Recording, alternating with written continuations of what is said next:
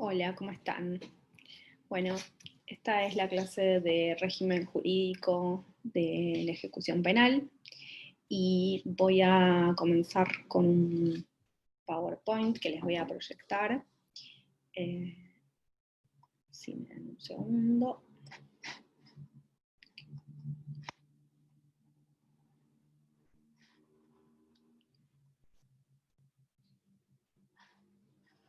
Bueno, espero que estén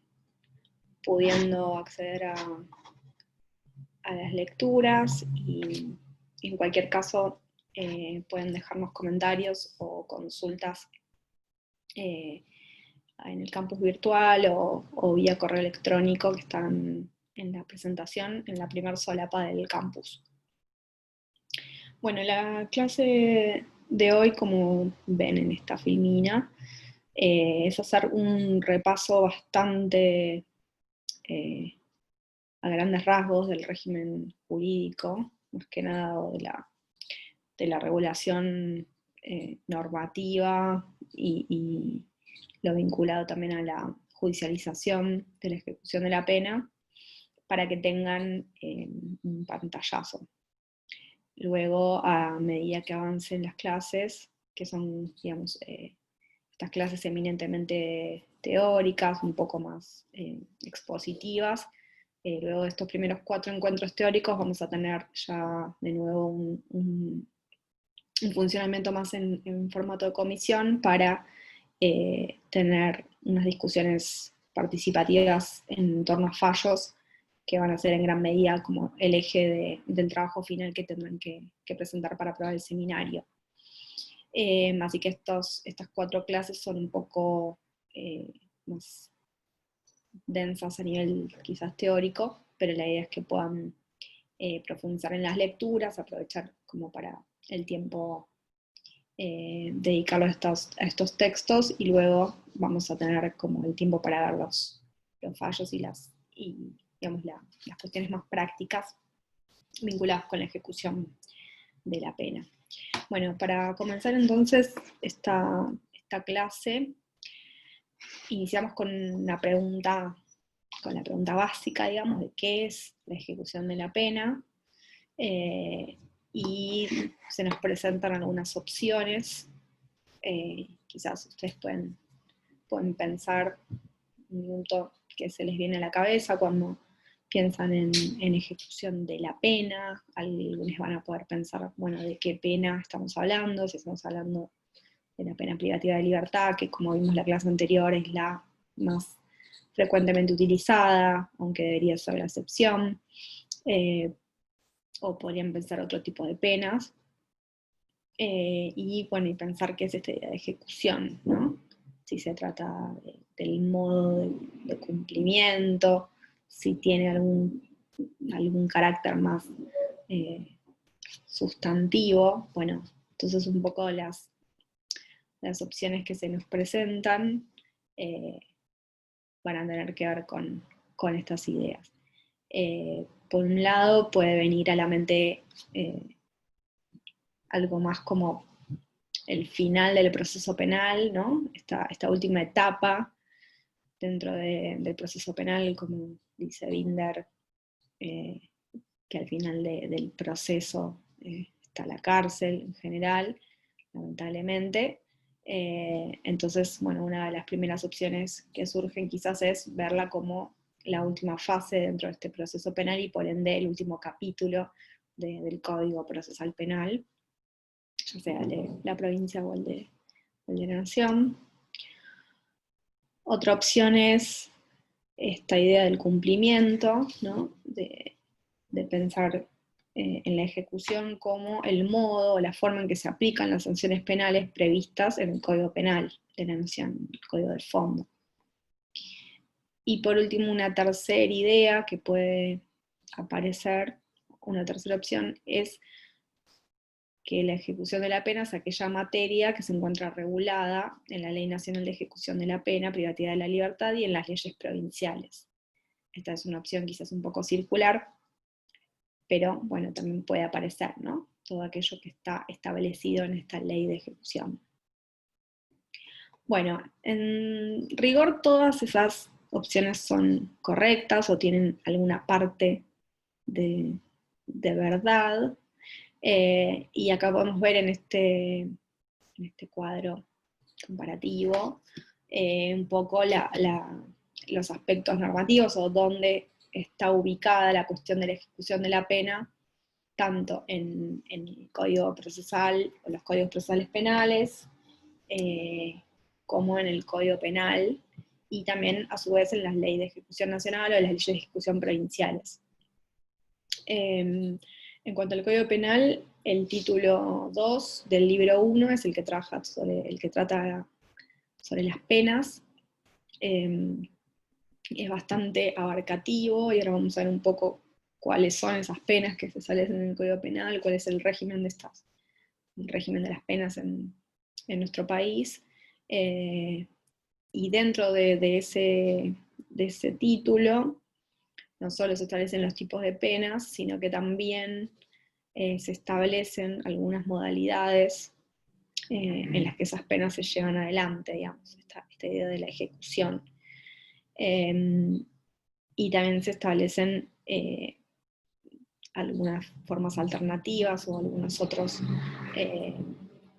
modos de cumplimiento de la pena que son, digamos, distintos a la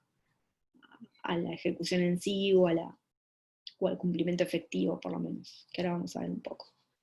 Luego en los códigos procesales penales, tanto en la Nación como en la provincia de Buenos Aires, ambos contienen un libro, que en los dos casos es el libro quinto, y una serie de artículos que establecen, digamos, cómo a partir de una finalización o de la sentencia condenatoria debe actuar o qué sucede un poco a nivel procesal una vez que hay una sentencia dictada y una sentencia condenatoria, ¿no? Que puede ser una condena a una pena de prisión, pero también puede ser a otros tipos de penas. Y por último tenemos las leyes de ejecución, la ley nacional, que es la ley marco, que es la 24660, que fue reformada en el 2017 y cambió bastante, sobre todo algunos pensamos que directamente suprimió algunos de los principios fundamentales que vamos a ver un poco hoy, brevemente, esta reforma, ¿no? Y por otro está la ley 12256, que es la ley de ejecución de la provincia de Buenos Aires. Esto sería como un poco el marco normativo que tienen que manejar, o por lo menos saber a dónde acudir cuando necesitan buscar algo vinculado con la ejecución de las penas. Bien, entonces pensando un poco en el código de fondo, el código penal y en este régimen de las penas, la idea es ver un poco cuáles son esas penas que establece el código penal, valga la redundancia, que están ubicadas principalmente en el artículo 5, donde están enumeradas, y después están desglosadas a lo largo de esos 20 artículos del Código Penal, y son 4 penas principales. Estas penas principales son la reclusión, que está en el artículo 6, la prisión, y luego la multa y la inhabilitación. De estas clases de pena, hay 2 que son penas privativas de la libertad, en esa clasificación, digamos, y hay una que es pena pecuniaria, y otra que es una pena restrictiva de otros derechos. Supongo que se imaginarán que la pena de prisión, que está ahí resaltada en negrita, es una pena privativa de libertad, que la multa es una pena pecuniaria, es decir, que implica una contabilización en términos monetarios, ¿no?, de esa pena, y una inhabilitación que puede ser una inhabilitación específica o una inhabilitación absoluta, que restringe determinados derechos. En algunos casos puede ser una inhabilitación para ejercer cargos públicos, una inhabilitación para, por ejemplo, conducir alguna función específica, o bien puede ser más amplia, ¿no? Como que es aquellas que afectan eso, el ejercicio de derechos en general. Ahora bien, la reclusión y la prisión, si bien ambas son penas privativas de libertad, la reclusión, la diferencia que tiene con respecto a la privación de libertad a secas, digamos, como sería la prisión, entre comillas, a secas, porque el Código Penal prevé que debe ser ejercida con trabajo obligatorio. En el caso de la reclusión, ese trabajo obligatorio además era un trabajo forzado, un trabajo que estaba considerado, digamos, de algún modo como infamante, y entonces esta pena de reclusión fue declarada inconstitucional en varias oportunidades, y hoy por hoy ya no se utiliza. También a partir de la incorporación de los tratados internacionales, sobre todo de las convenciones y los protocolos contra la tortura y otros tratos crueles, inhumanos o degradantes que, digamos, prohíben o generan obligaciones a los estados en materia de derechos humanos de las personas privadas de libertad. A su vez, esas dos tipos de pena, pero bueno, ya descartando la reclusión porque cayó en desuso, se encuentran dos asteriscos que abajo pueden ver que, digamos, están en realidad relacionados con las modalidades o en realidad con otra clasificación que se le puede asignar a las penas en general, pero aquí se usan para las penas privativas de libertad, que es la idea de penas determinadas o penas indeterminadas, o de penas fijas y penas perpetuas. En nuestro Código Penal hay un caso de pena perpetua, digamos, ahí es la privación de libertad perpetua, que en rigor no es perpetua de verdad, digamos, tiene un plazo, perdón, no tiene un plazo, tiene una cantidad de años máxima que puede estar una persona, y se fija a partir de la posibilidad de incorporación a la libertad condicional. Esto está en el Código Penal, en el artículo 13, y allí es donde se establece que a partir de los 35 años de privación de libertad, alguien condenado o condenada a prisión perpetua puede acceder a la libertad, a esa libertad, y a partir de eso se empieza a computar, digamos, o a empezar a definir el tiempo en el que va a permanecer, digamos, privada de libertad. Estas penas principales pueden ir acompañadas de penas accesorias. La inhabilitación, por ejemplo, además de ser una pena principal, puede ir como pena accesoria, puede funcionar como pena accesoria. Otras penas accesorias son el decomiso de bienes, la incautación de beneficios económicos, la destrucción de sustancias, y una que nos interesa remarcar, que tienen en el capítulo del libro de Zaffaroni y Alagia Slokar, es la pena de prisión de reclusión, perdón, por tiempo indeterminado, que combinada, digamos, con la pena perpetua, generan un combo complejo, porque justamente lo que impide el artículo 52 es el acceso a la libertad condicional, porque está establecida como una accesoria para aquellas personas que son multireincidentes o que tienen algún componente de peligrosidad, todo esto bajo categorías bastante también polémicas, pero este artículo 52 ha sido también declarado inconstitucional cuando está fijado como pena accesoria a penas perpetuas, por esto que decíamos que impide el acceso a la libertad condicional, que es justamente el cálculo que se utiliza para fijar estas penas indeterminadas. Entonces implicaría en la práctica una pena perpetua de modo real, y esto, como dijimos antes, tiene problemas de inconstitucionalidad, y en función de la reinserción de la pena como un principio, como un objetivo de la ejecución, que también está establecido a nivel internacional, la imposibilidad de salir, de efectivamente en algún momento que esa privación de libertad se termine, puede ser considerada una forma de tortura. Bueno, para cerrar un poco con esta parte del régimen de penas, también tenemos las medidas o las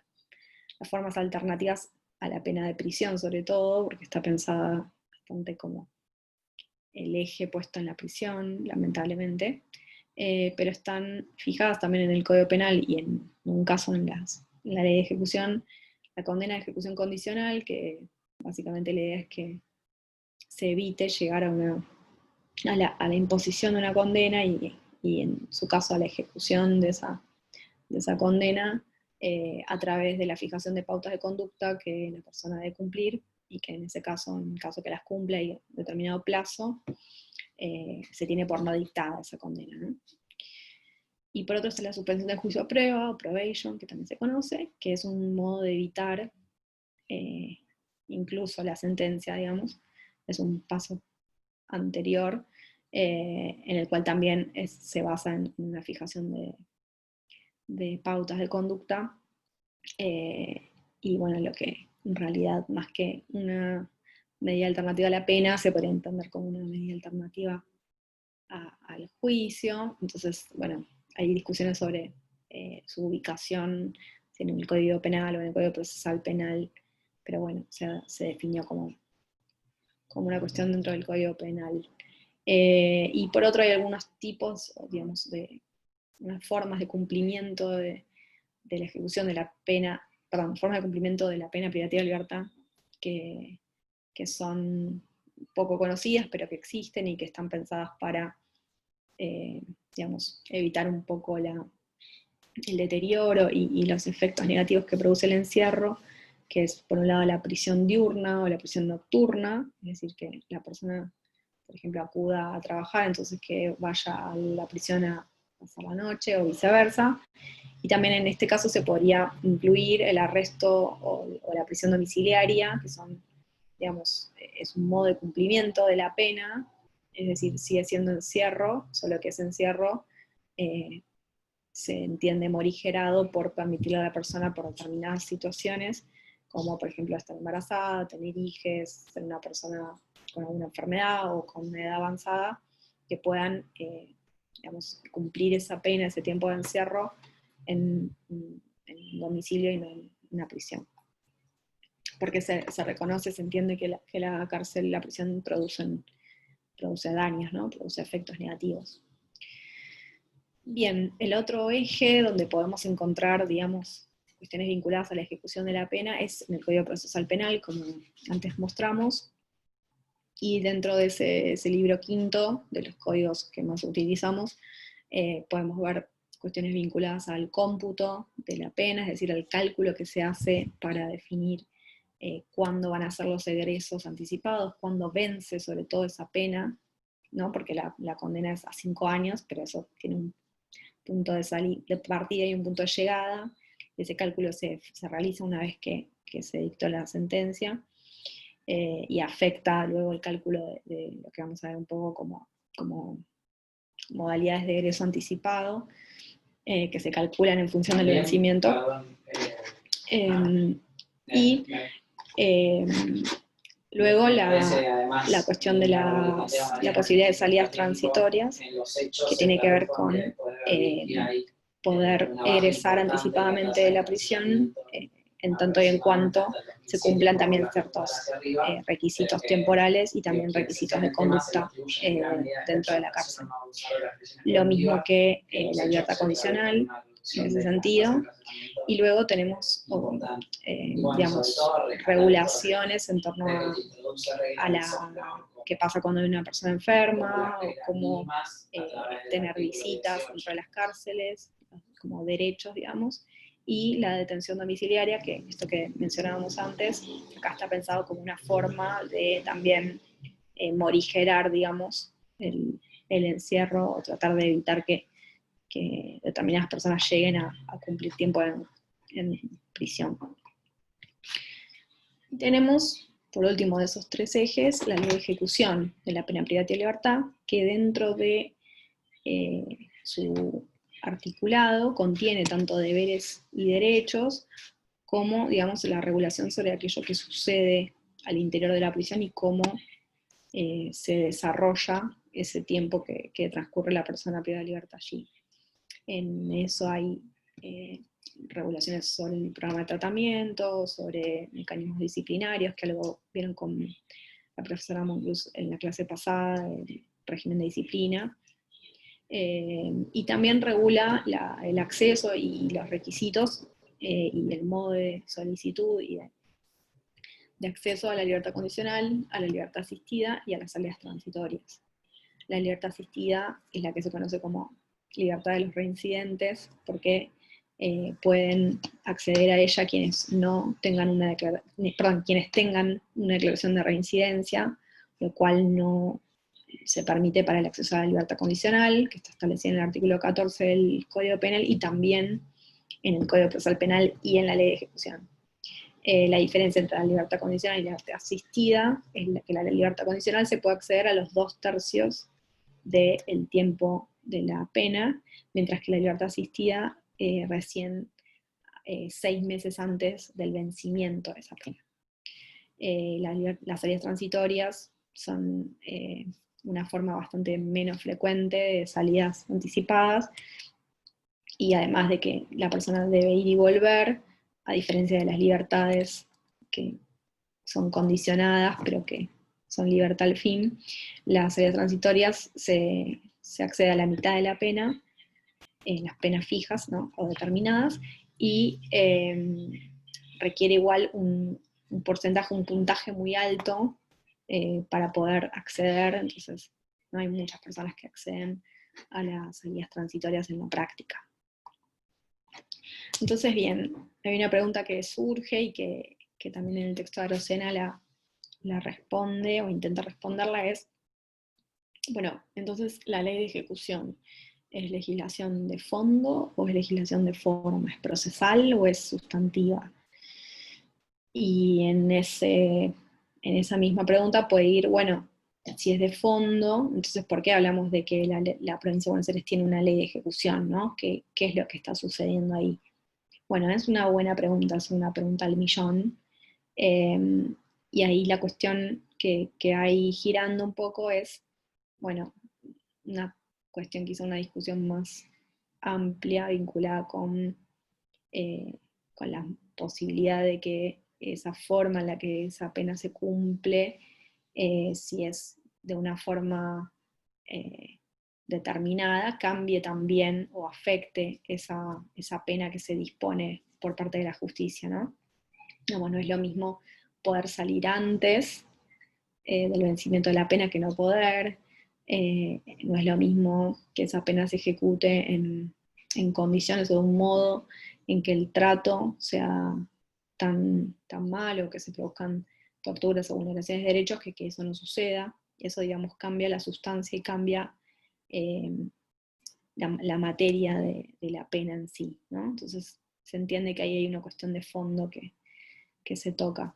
Y por otro también la ejecución y estas modalidades de egreso, por ejemplo, tienen un gran componente procesal, es decir, están vinculadas con el cómo o con los mecanismos para llevar adelante determinadas cuestiones con la justicia, que, bueno, hacen como que de algún modo estén distintos cuerpos normativos, la cuestión de la ejecución regulada, y que esta ley se entienda, por lo menos la ley nacional, como una ley marco, una ley que contiene, ahora vamos a ver un poco, ciertos principios que hacen a la sustancia o a la naturaleza, podríamos decir, de la ejecución de la pena privativa de libertad en Argentina, y otras que tienen que ver con mecanismos procesales o con formas de trato, tratamiento y de cómo salir de la cárcel, y que están más asociadas generalmente a cuerpos procesales o a normativa de forma, que es aquella que las provincias pueden legislar.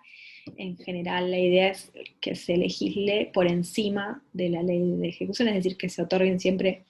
más derechos o más ventajas, y que la ley nacional de ejecución funcione como una base mínima, como un piso mínimo. Entonces por esto es que hay también leyes provinciales, ¿no? Y al final de la ley de ejecución van a ver que hay un artículo que prevé que la adopción de las provincias sea de determinada manera, entonces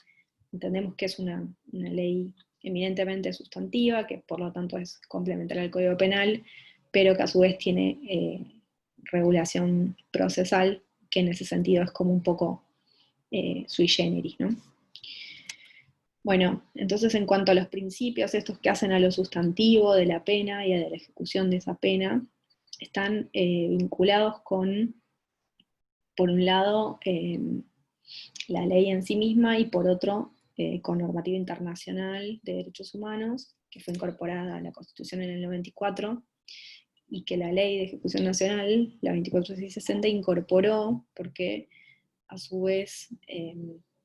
trae o se inspira en las reglas mínimas de tratamiento de los reclusos de la ONU, que se conocen como reglas Mandela, en las que el Estado argentino en su momento tuvo un rol importante para su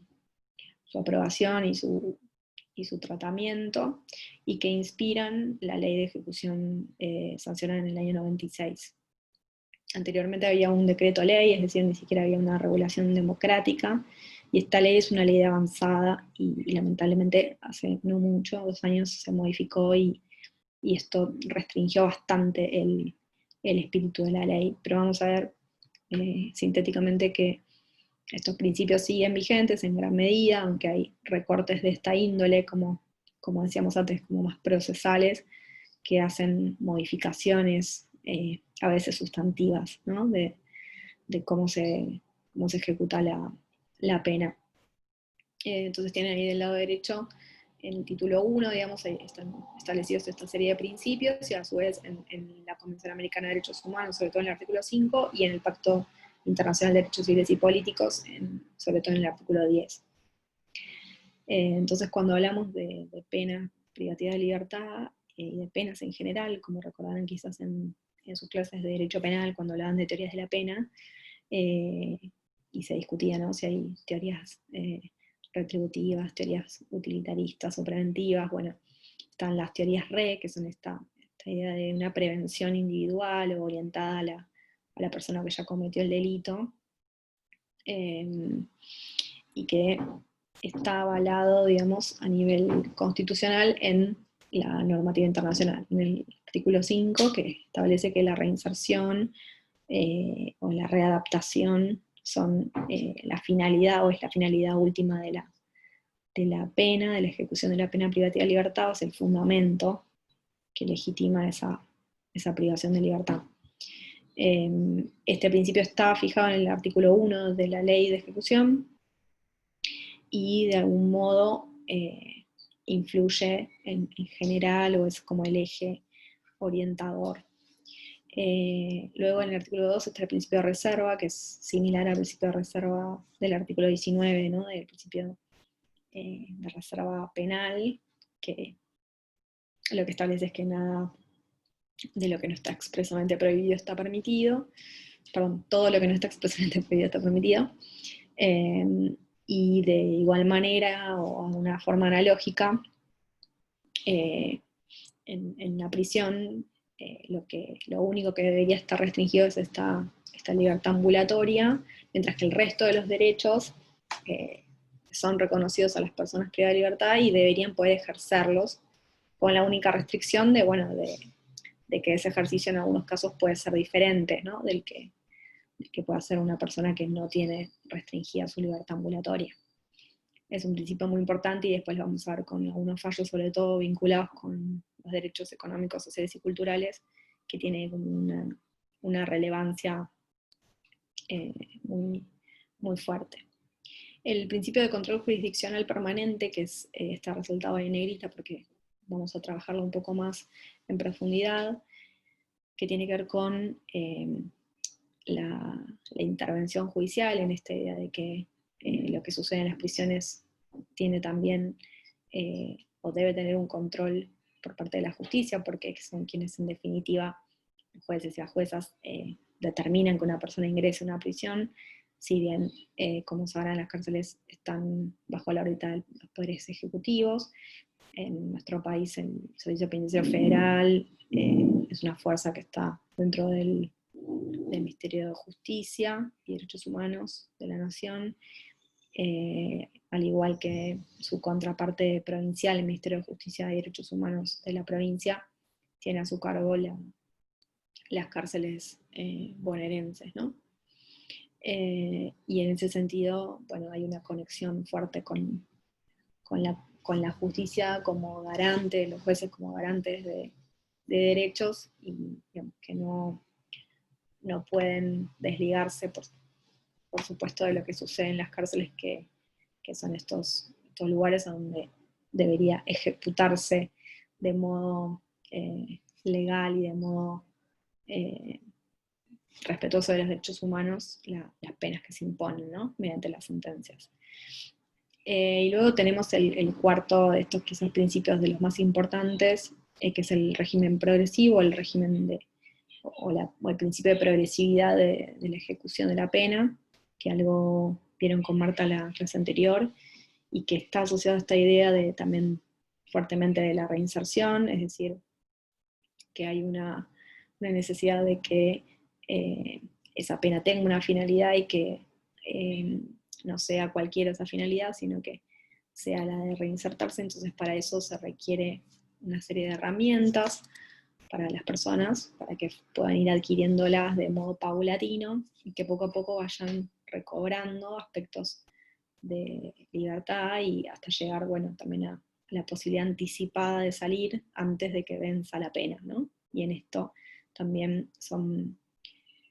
mojones esenciales, bueno, las libertades anticipadas que veíamos anteriormente, porque marcan un poco estos periodos y fases del régimen progresivo, que serían como, digamos, el premio a ese cumplimiento del tratamiento y de los reglamentos carcelarios. Son los jueces quienes disponen, digamos, quienes resuelven que una persona sea incorporada a un régimen de libertad condicional, de libertad asistida, de salidas transitorias, y también son quienes otorgan los arrestos domiciliarios, siempre con una evaluación de las juntas criminológicas o las juntas o los consejos de evaluación que hay dentro de las prisiones, y bueno, son quienes de algún modo definen también quienes pueden acceder a esas posibilidades, a esos derechos. Luego hay una serie de principios que los pueden mirar en el texto de Arocena, que están bien detallados y que son muy interesantes para comprender cómo debe ser estructurado este régimen de ejecución para que cumpla con los estándares de derechos humanos y los estándares constitucionales de cumplimiento de la pena. Ya, bueno, avanzando hacia este otro tema que teníamos hoy para este encuentro, que es la judicialización de la ejecución penal y el derecho a la defensa en la fase ejecutiva, tiene que ver con este principio que decíamos del control jurisdiccional, pero avanza un poco más porque a partir de ciertas discusiones y sobre todo a partir del fallo de Romero Cacharane de la Corte, que lo van a trabajar más adelante, se establece que además de este control judicial debe haber una judicialización, es decir, que todo el cumplimiento de la pena debe estar atravesado por la posibilidad de que los jueces y las juezas tomen, digamos, responsabilidad de lo que sucede ahí y puedan no solo controlar o tomar conocimiento de lo que hace el servicio penitenciario, sino también garantizar derechos y a veces también decidir ellos y no decidir solo el servicio penitenciario. En este sentido, los jueces de ejecución vienen a cumplir este rol, no en todos los países existe esta figura. Es interesante a veces también ver que en nuestro mismo país, en los juzgados federales, tampoco hay jueces de ejecución, sino que son los mismos jueces y juezas de tribunal oral que monitorean el cumplimiento de la pena. Pero bueno, es una figura que se entendió que era necesaria para que hubiera jueces específicos y juezas que pudieran abocarse a aquello que sucede durante la etapa ejecutiva. y en este sentido, bueno, hay discusiones que lo vamos a ver también, que continúan hoy en día en torno a qué es aquello que es materia de decisión de la judicatura y qué es materia de decisiones de algún modo inconsultas o discrecionales de la administración penitenciaria, ¿no? Pensemos que es ámbito administrativo, esta idea del control judicial está muy instalada como digamos, dentro del derecho administrativo, pero estos casos, bueno, la discrecionalidad penitenciaria puede ser bastante compleja porque hay muchos derechos humanos básicos en juego cuando se trata de poblaciones vulnerables o vulnerabilizadas, como son las personas en situación de privación de libertad. Y bueno, digamos, uno de las cuestiones que también hacen a la materialidad o a la carnadura de esa situación carcelaria y esos principios son las condiciones materiales de detención, que verdaderamente hacen toda la diferencia cuando se trata de definir si una pena es legítima y en ese sentido puede ser ilegítima siendo lícita, es decir, puede haber sido impuesta una condena de modo legal y cumpliendo con las reglas, pero su cumplimiento se da en unas condiciones tan malas que termina afectando, ¿no? esa legitimidad. Entonces, hay una herramienta que es el habeas corpus, que es un instrumento que tiene muchas funciones, que incluso tiene funciones preventivas, que también se ha usado en nuestra historia como país para los casos de desapariciones durante la dictadura militar, pero hay una función que es correctiva y que está establecida en la ley 23098, que es la ley de habeas corpus, que está pensada para justamente esto, cuando hay detenciones o privaciones de libertad que son dispuestas judicialmente, es decir, que son legales, legítimas, por una autoridad competente, pero su materialidad, su ejecución, sus condiciones son agravantes y configuran un agravamiento de las condiciones. Entonces se instaura, o se comienza a utilizar la figura del habeas corpus correctivo, como se llama este tipo de habeas corpus, con la finalidad de revertir esas situaciones o que un juez o jueza intervenga digamos, mediante un mecanismo expedito y sencillo, intervenga para modificar o para hacer cesar esas vulneraciones de derechos. El artículo 18 de nuestra Constitución, que establece la idea de cárceles sanas y limpias, digamos, está hablando de estas condiciones y de cómo deben ser los estándares del trato digno en prisión, y también lo hace el artículo 5 de la Convención Americana y estas reglas mínimas que les comentaba antes, al igual que reglas específicas que hay sobre el tratamiento de las reclusas, es decir, sobre todo para cárceles de mujeres. El Código Procesal Penal de la provincia, a su vez, contiene una regulación sobre habeas corpus, pero está más pensada como una forma